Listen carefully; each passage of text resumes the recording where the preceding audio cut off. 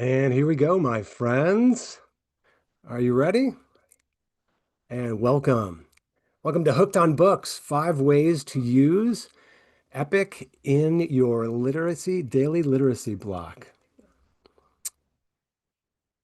My name is Daniel Rizak, and I'm getting my notes here, so don't worry. But greetings, Epic educators. Real happy to have you all here.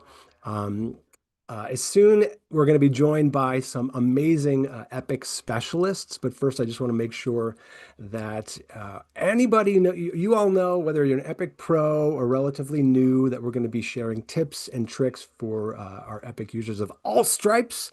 So let's make sure that be patient. If we show you something you've already seen before or whatever, we're going to make sure to share lots and lots of resources today. So let's make sure that you have these amazing resources that will ensure this webinar is the best experience for you.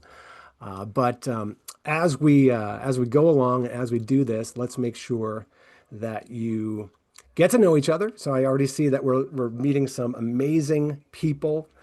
We've got Jefferson in Detroit. We've got Ella from NYC. We've got Veronica from California. There are many, many people in this webinar. We've got Kim from London, Ontario, tons and tons of people. So say hello to people in the chat and make sure that you are all a part of this amazing community. So we've got an interactive guide. I want to make sure that you get that guide. And that guide is right here at getepic.com/101 guide. I'm going to pause throughout the session to make sure you have access to this guide and show you, basically this is kind of an interactive worksheet. So I want to make sure that you have access to that, and we'll show you how to fill that in as you go along. And then, of course, we're going to be giving away an amazing Epic Literacy Legend shirt. So I want to make sure that you all have access to know where to get that, and that it looks like this. It's a very popular shirt, so I want to make sure that you all get an opportunity to have the Literacy Legend shirt. So that you can also get with that link as well, in case you don't win one today. The way to win that is to be very active in our chat. So it looks like you're all doing the right thing. So keep it up. Keep it up down there. All right. That will bring us to our co-host. And I'm always, as always, on these amazing webinars, welcomed by our co-host, the heart of the Epic educator community, that is Cherish Mims. Hello, Cherish. Hi, And everyone. I'm hello, excited to Cherish. be here with you all today. I can't wait to show you guys around. So, thank you for being here. And if you haven't met me before, again, I'm Cherish. I help run the educator community here at Epic. So, whether it's with the ambassador community or just ensuring educators have all the resources they need to make Epic the best experience possible for their classrooms, that's me. That is absolutely epic. That's epic, and that is Cherish. So welcome, Cherish. We're going to learn so much from you today. So what are we going to see from you today? So today, first off, I'm just going to do a quick rundown of Epic 101. I want to make sure we cover all of our bases so that all of the tips and tricks that I do give you today, the 5 practical ways of using Epic in your literacy block, that you can independently and successfully navigate the platform with those features that you will see today. So Epic 101. 5 practical ways. Then we're going to have an amazing guest speaker, Christina Osborne, one of our ambassadors, and then how to implement it in your classroom. Awesome. And then, of course, we will do a little Q&A at the end. So, Yes. make sure to you all have the resources you also desire. So, all right, we're going to start with a little poll today. We want to know who's here. So, we're going to launch a poll. And there's just a couple questions here. It basically asks, what is your role? And are you an Epic ambassador? Go ahead and add your 2 cents to that poll. That would be great, so we know who all is here. Got some elementary teachers, got librarians, tech admins, district admins, tech coaches. We got a little bit of everything. There's a few others. I'd love to know what your other is. Um,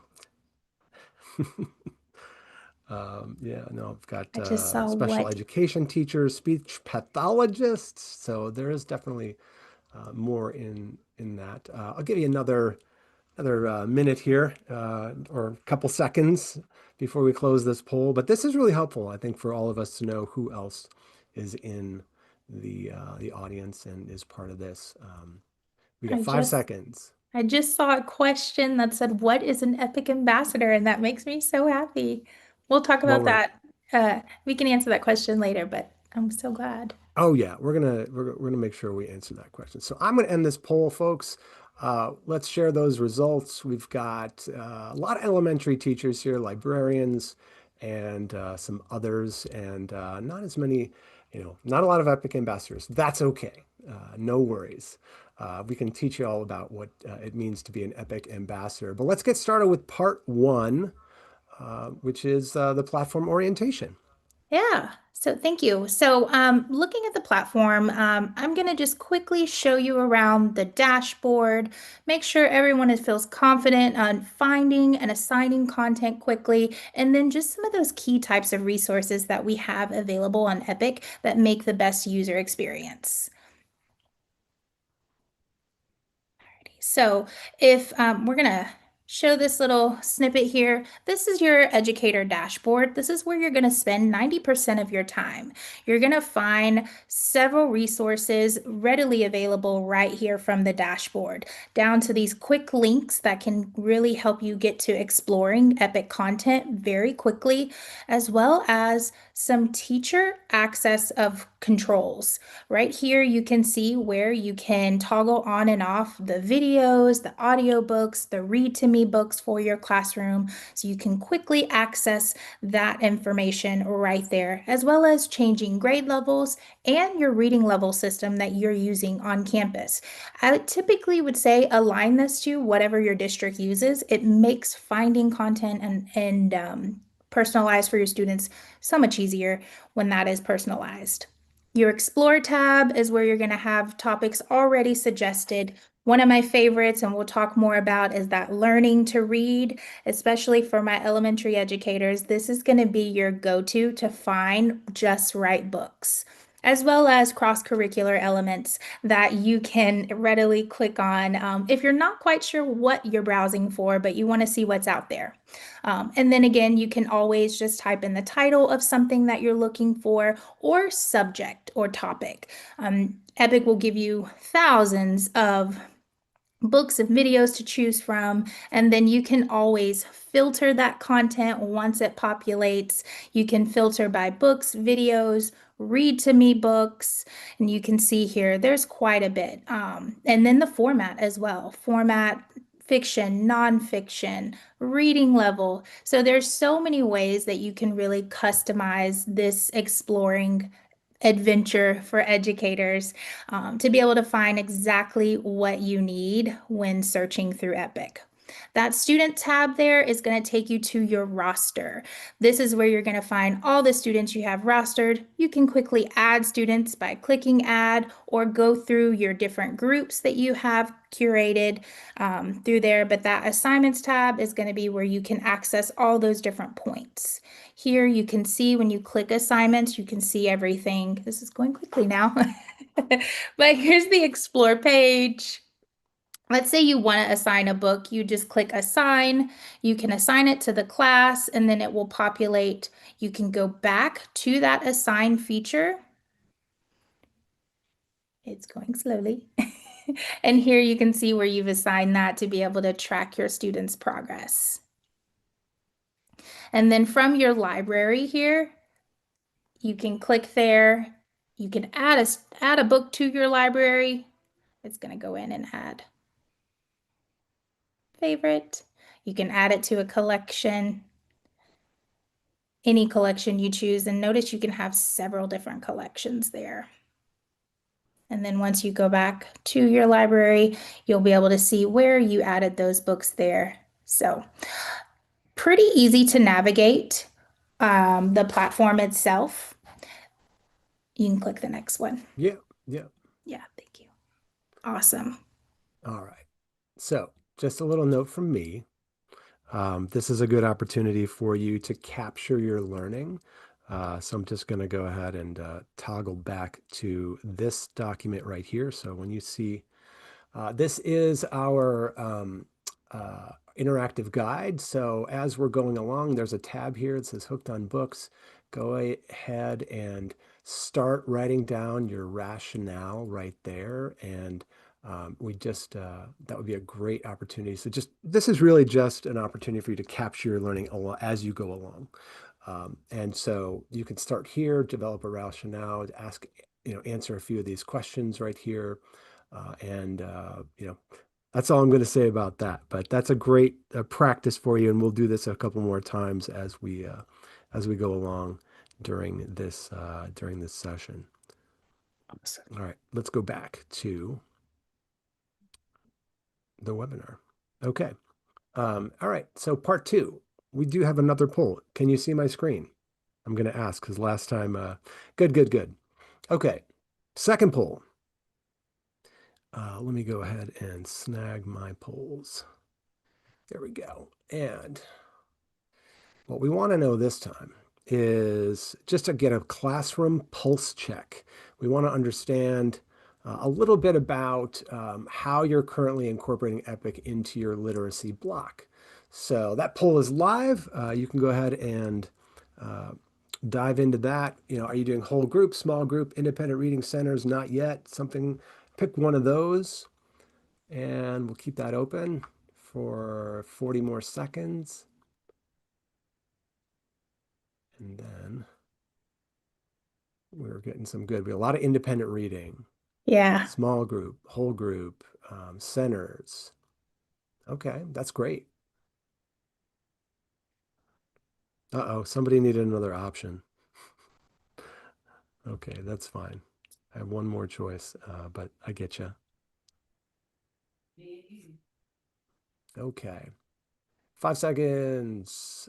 And we're going to close that poll so you can see what that looks like. This is what other EPIC educators are doing with their literacy blocks. So here's how that looks.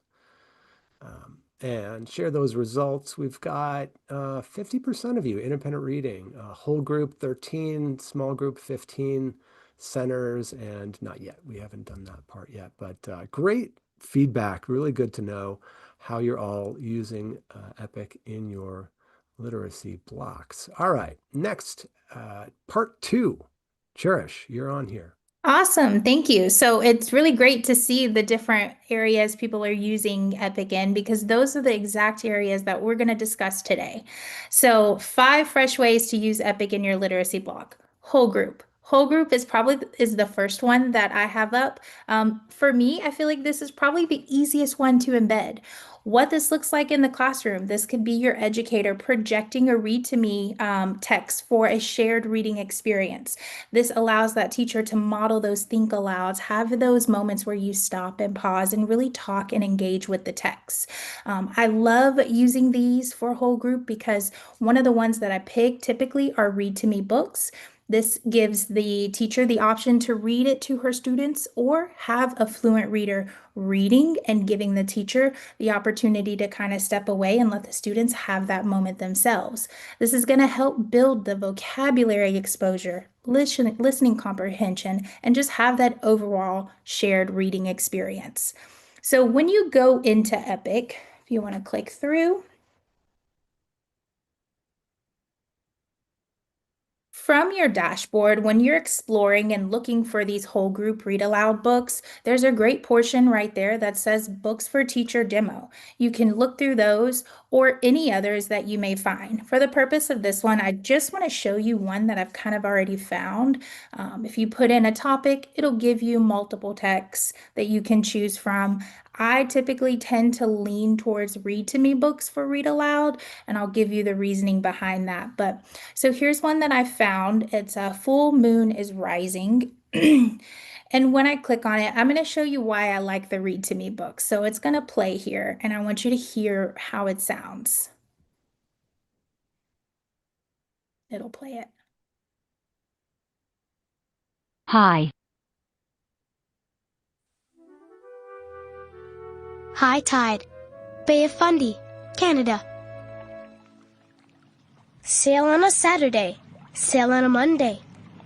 You'll find the highest tides of all So here in the notice Bay how of students Fundy. get the full effect of everything that's happening. They really get immersed in the books. So this is great. And then what I typically do, I'd assign this book to students so that they all have that shared text.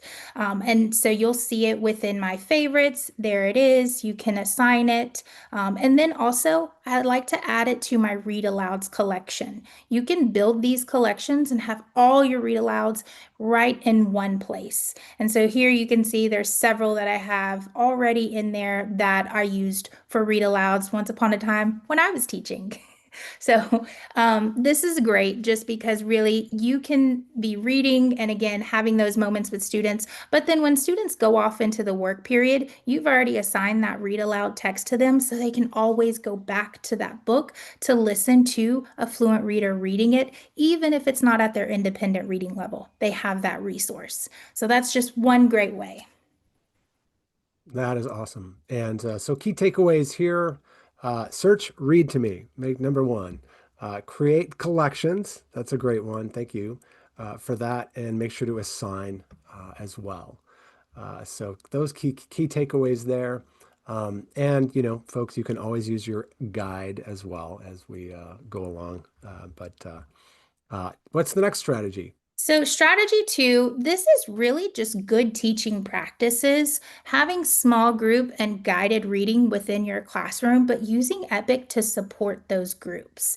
This looks like targeted texts that you have selected for educators. You can be, these are teacher-led instruction plus that Epic support. A little bit of background with that is anytime you're planning for small group or guided reading, it takes some pre-planning, some pre-thought. So you do want to create those groups ahead of time within Epic. These can be groups based on reading level or strategy groups, whatever you feel like your classroom needs. And then you can assign text or collections of text by level or skill. This is going to make differentiation feel more manageable within the classroom and also that it'll ensure that every student has enough text at their just right reading level.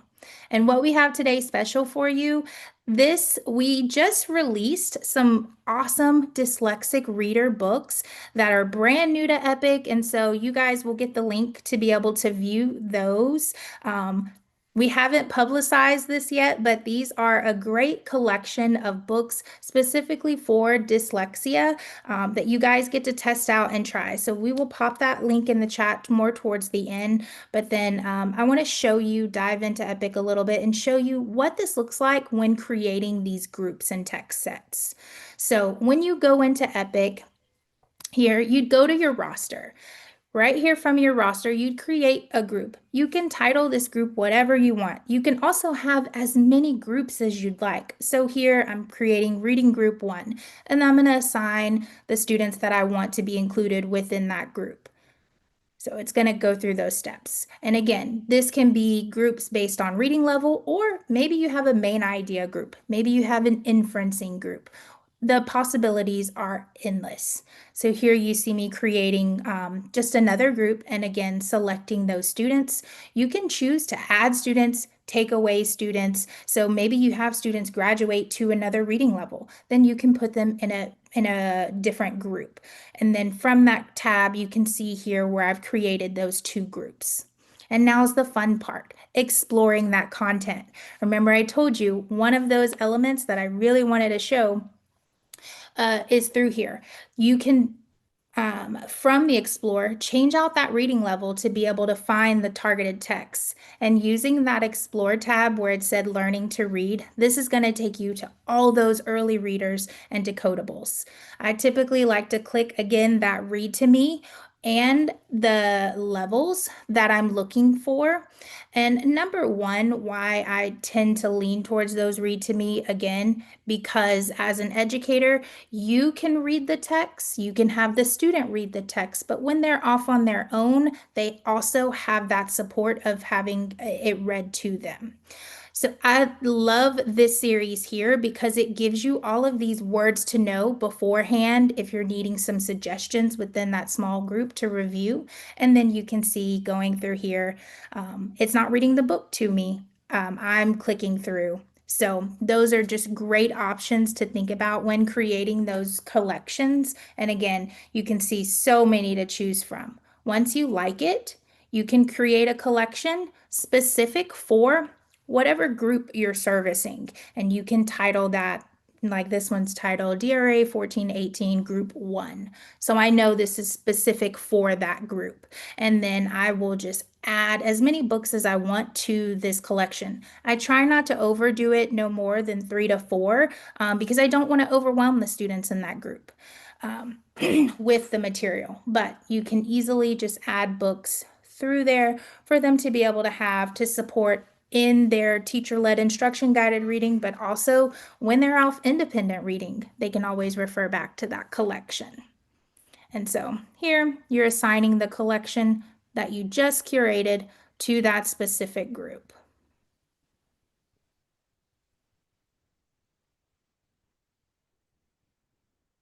And then one last thing it's going to show you when you go back and you go to assignments, you can track just that group. It'll show you here where you've assigned it. You can view the progress, and you're going to click that roster just to make sure you're seeing the right group data. And here you are, the students that specifically have that. So yeah, very simple. That is awesome. Well, you're getting some great comments for these, but yes, three things, always three things, three takeaways. Create small groups, searching learn to read, or learning to read. That's a great one, and assign based on reading level. And that is great. Let's just a note from me, go to the guide, add your notes. There's more to add to the notes. I'm not going to switch back, but I'm going to go ahead and just remind you to take a moment, let it, let all this sink in, and take a few notes, and then add to the guide there. Let's go to strategy 3. Okay, strategy 3, the one you guys are most familiar with. So I'm not going to spend too much time on it, but I do want to point out independent reading is great, but how do we make this purposeful? Student choice boards with clear routines is a great way to have that independent reading be purposeful.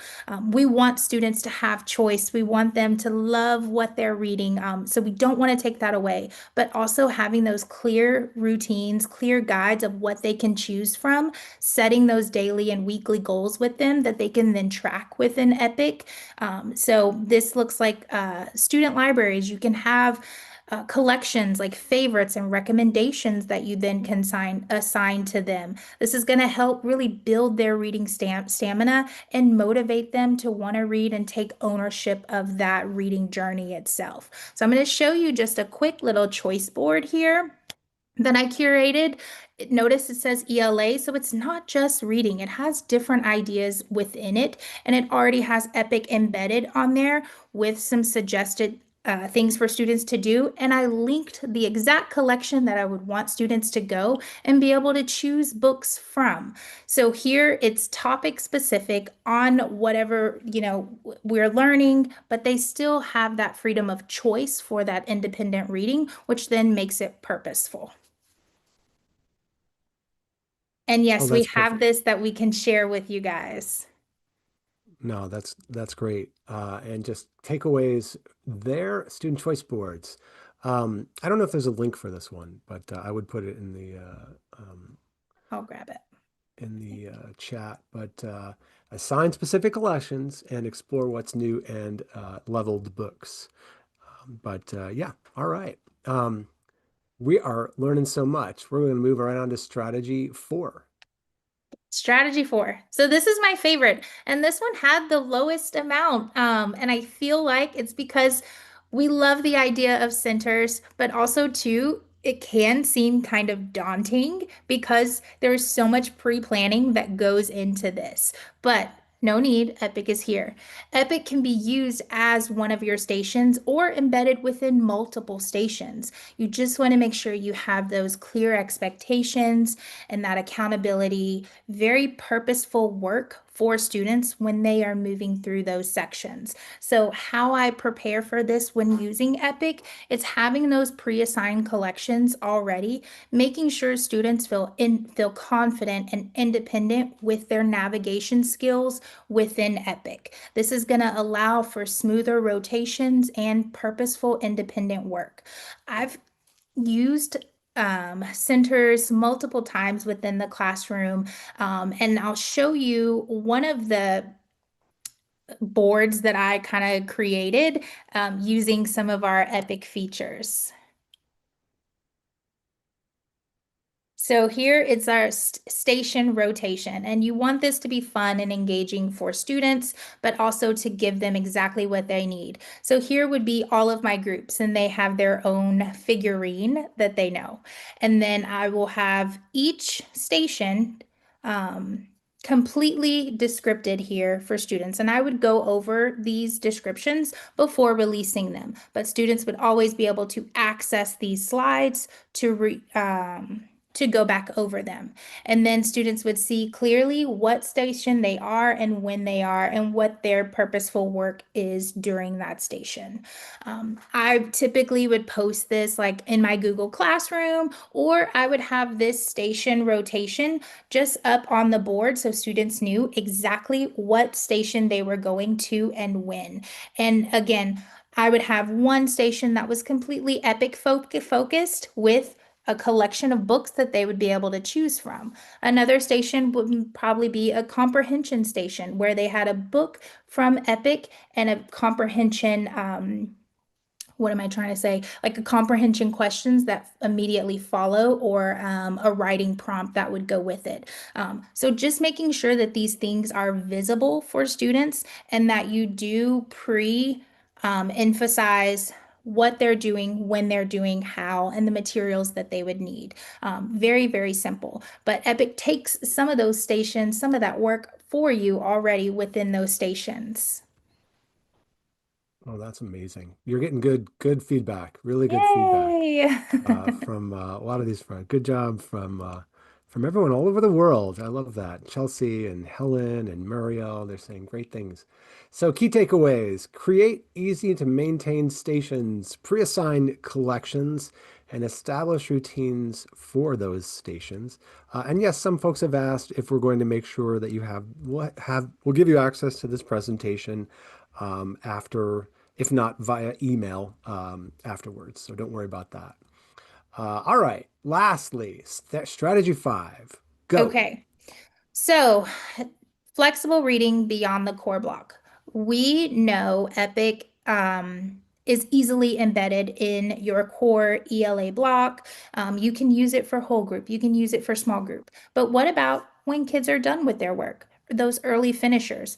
Um, what do you do next? This is a great way to embed Epic within those tasks. So you may have early finishers when you're thinking of intervention or enrichment. Epic can be a resource for that. For those of you who have Epic School Plus, this is a great way to extend that reading, creating those collections, getting parents involved in creating that connection, and having that extension of the classroom to go home. So really just extending it beyond your core block and using it in different modes. You can also making sure that you don't forget that even though Epic is a reading platform, this is great when thinking about science and social studies and math. The STEM videos, the nonfiction content on Epic pairs so well cross-curricular that Epic can be used in other areas of the classroom.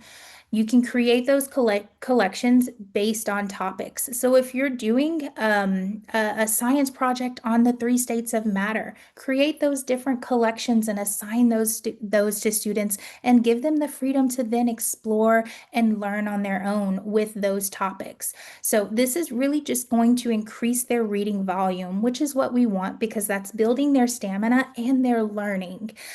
And it just makes their learning also personalized. It feels personal to them. And as we know, anything that feels personal to us, we are going to want to naturally do more of it. Awesome.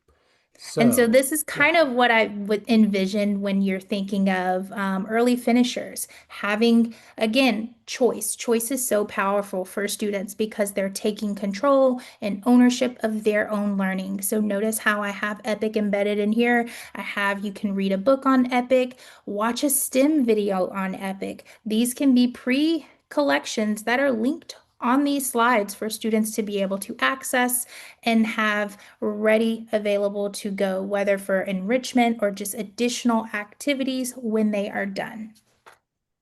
All right. Key takeaways there.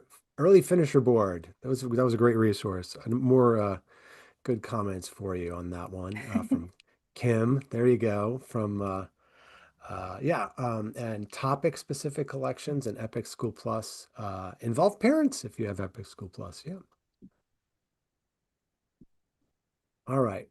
Just get one more reminder from me to go and make a note in your guide. Go to the flexible reading section, and there's a few spots for you to take a few notes there. But that will bring us to the next part of our amazing session here, and we get to give you a very special guest.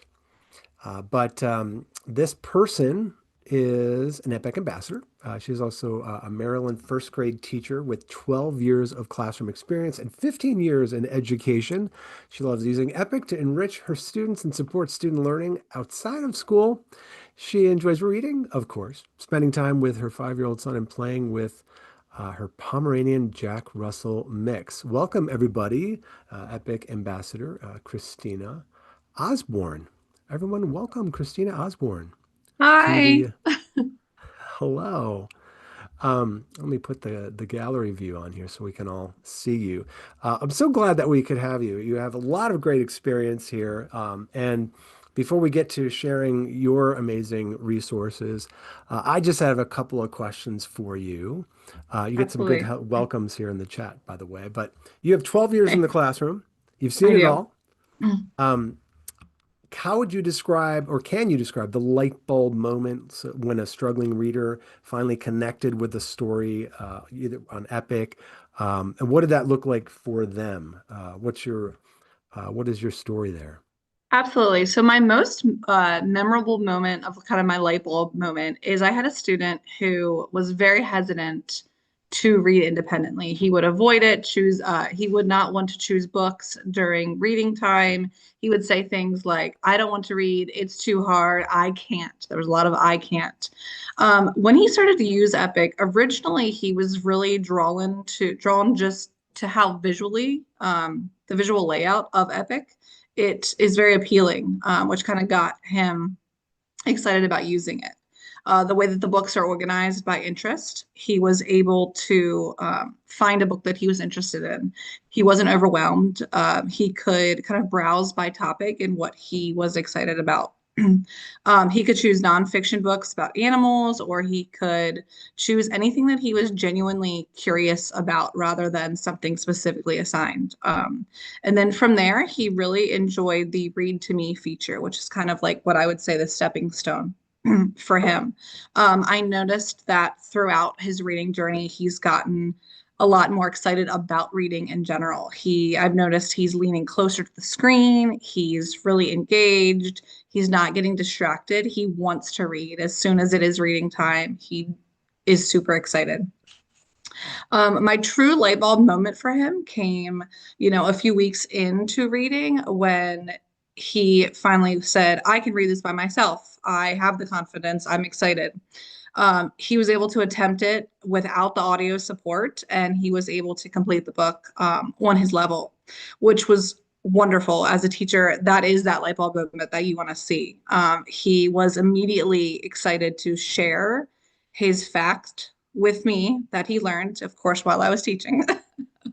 But he was so excited. And what I really love about Epic is it increased his confidence. He was willing to take risks. He was able to select books independently so that student choice, like you had mentioned, he That's was awesome. able to talk about the story afterward. He had that comprehension. And then he was asking for more reading time, and he's now super excited to read even more and more and more. And his reading level has only gone up from there. Oh my gosh, that is so amazing. That's the kind of stories that I think everyone just loves to hear. When we go to conferences and we ask educators, what their stories, everyone seems to have a story like that about how, about how Epic made such a big difference in, in their readers and their students' lives, and that is awesome. Thank you for sharing.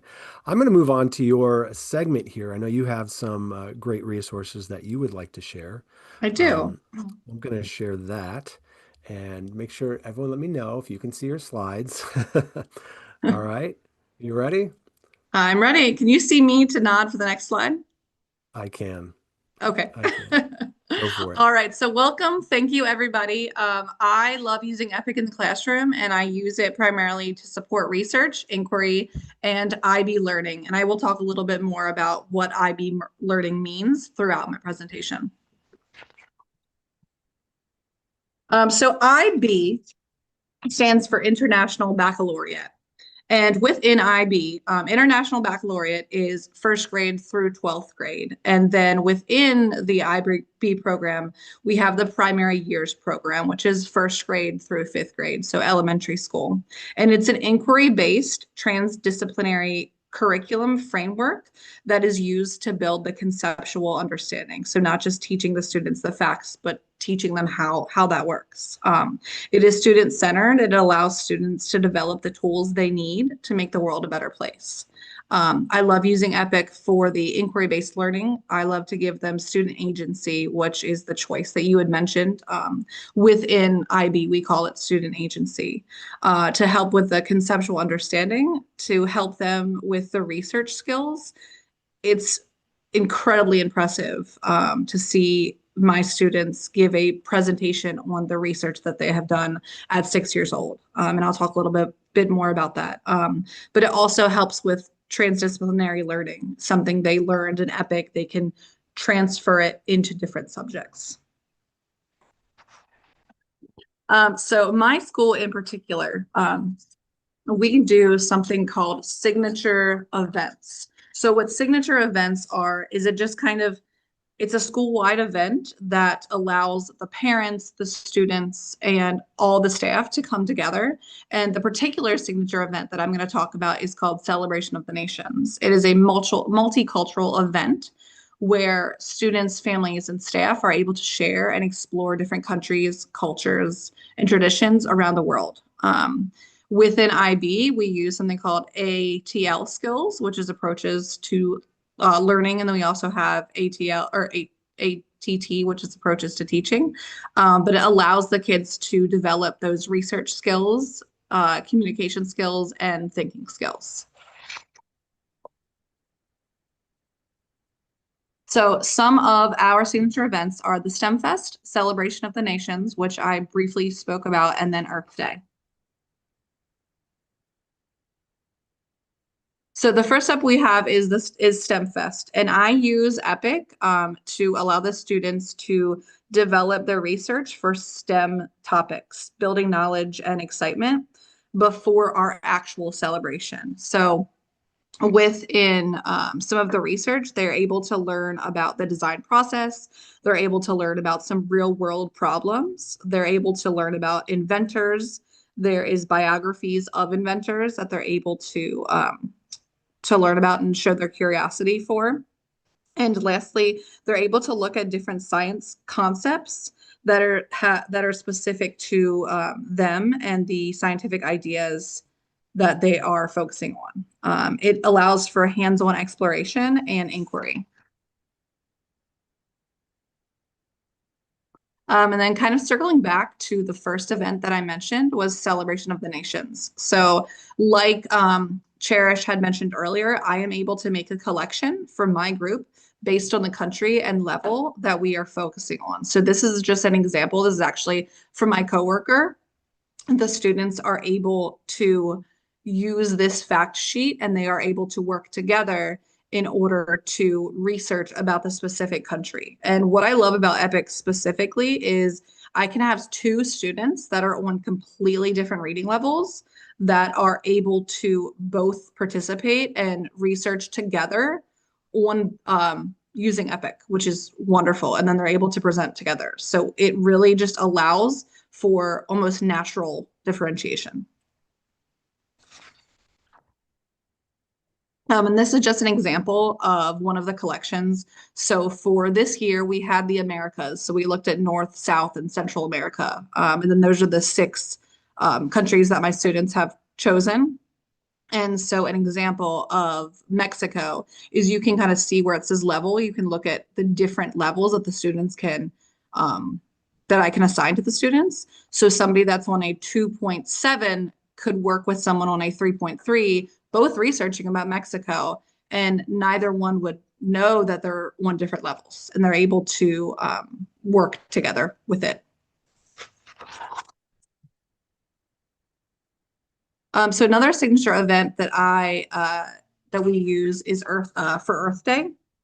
So the students are able to research about conservation, recycling, and habitats. And then within IB, we have something called student initiated action, which is those students not just getting the facts or being able to memorize, but really being able to change the world and help the world. So within recycling and conservation, they're able to learn about how do we save the world. And then last year, my students actually started the student initiated action of Waste Free Wednesday. So they were able to take what they learned on EPIC and help to change the world and helped to get rid of those single-use plastics. And then every Wednesday, we would have a collection of the food scraps that would go into a compost container, and the compost would be used for our garden. So it really is full circle, and it really starts with EPIC.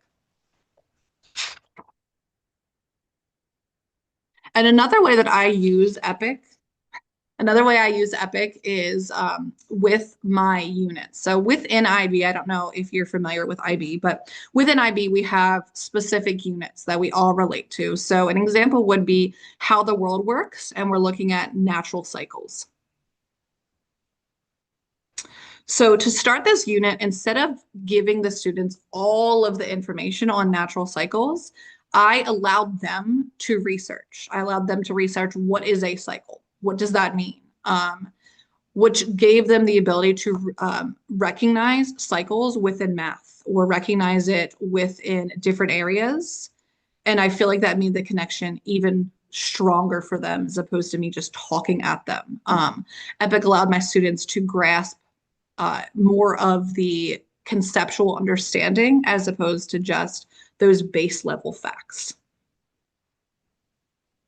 And then this is one example that I use for the vocabulary development. So I would put natural cycles in the middle, and then my students could work together to figure out what a natural cycle is. So what are some examples? And I can assign them specific books on natural cycles on EPIC.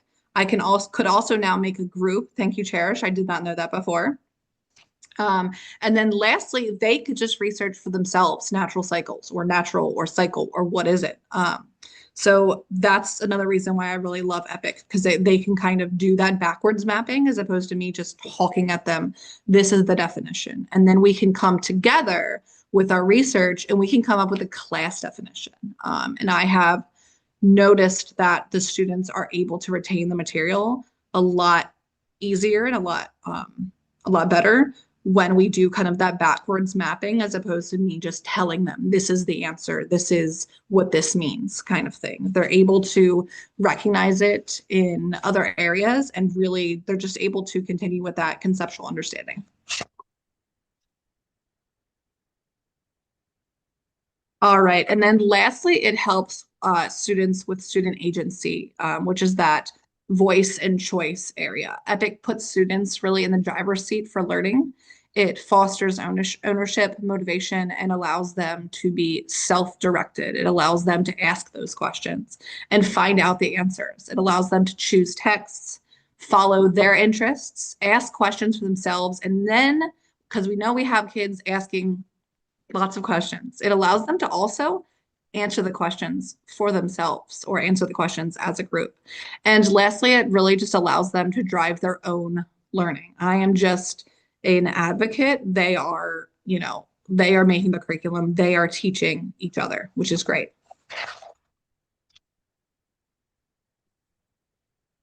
All right. No All problem. right. And then lastly, I'm able to do the small group supplemental support. So I'm able to do the differentiation. I'm able to help them with vocabulary development. I can use it for listening centers. So something that I'm doing within natural cycles, I can take that learning and then I can pick a collection and they can go um, and listen to that book by themselves and then they can fill out a comprehension. And then I'm able to really reinforce my unit concepts through Epic.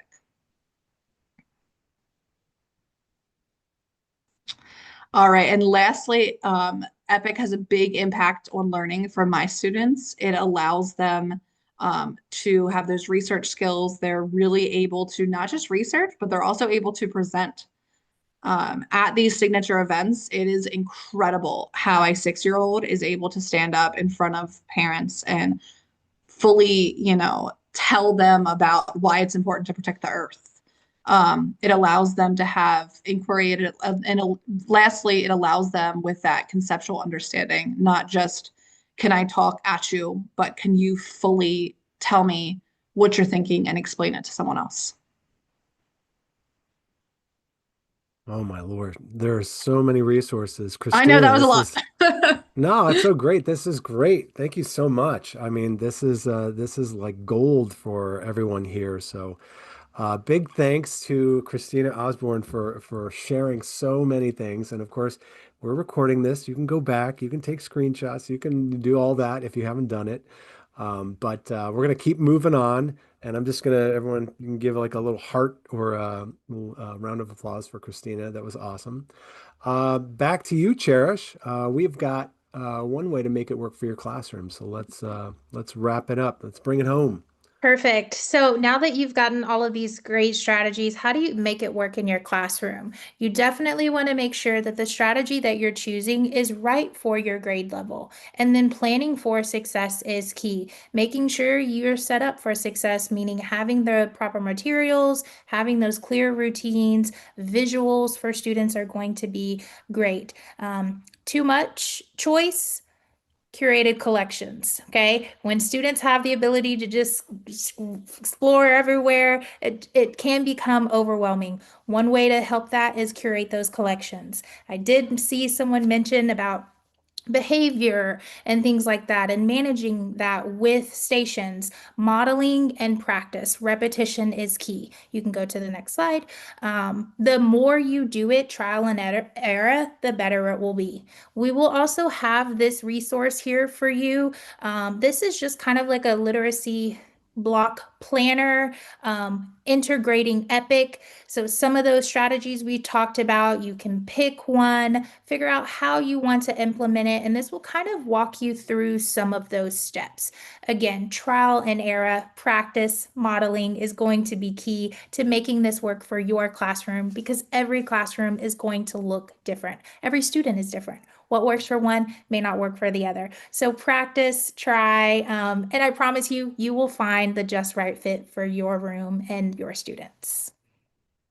Yeah, and I think there is a link to this. This is the literacy planner. There's a link to Yes, this. We can share it with correct. that in the chat. But just key takeaways there. Plan for success, Epic Planner, trial and error, and create routines. Make sure to embed those into your brains. All right. Which one are you going to try first? I was going to do a poll, but you know what? I'm going to skip that because we are a little bit over. And I respect your time, you're educators. That's what I do. So I'm gonna speed through the last couple of things here. We do have a Q&A, but we're really short on time. So I'm gonna ask Cherish to pick one question for the Q&A. We have one question. We're getting there, but before we get to that, just Okay. wanted to throw this up here. Um, for those of you who are interested in unlocking Epic School Plus, you should click or you should go to that link right there, the request link, or use that QR code if you want to get all 40,000 plus books and 24 access for your school. So you should do that. Any questions? Yes, we're going to pick a winner here. This is not our winner yet, but just get ready. So make sure to put your name in the chat or ask a question. YouTube viewers, anybody can do this, by the way. But we have a webinar happening next month. I want to make sure you have that as well. If you go to go.getepic.com/beanstack, this is going to be an amazing webinar that is going to kick off our March reading challenge. So you're going to want to be there. This one will be a short webinar, but we're going to show you how to make it amazing. So definitely go and already subscribe and register for the March webinar for the Beanstack. So question one, what's our esteemed question for the Okay, Q&A? so I had someone ask, and I just thought this was a great fit. It said, what are the tips you would give a teacher who's new to Epic? Where to start? So one of the things I said is definitely familiarize yourself with the platform. Start with the whole group read aloud. This will give not only yourself but your students a chance to experience Epic all together, learn together, and then dive into collections. Our platform is super user friendly.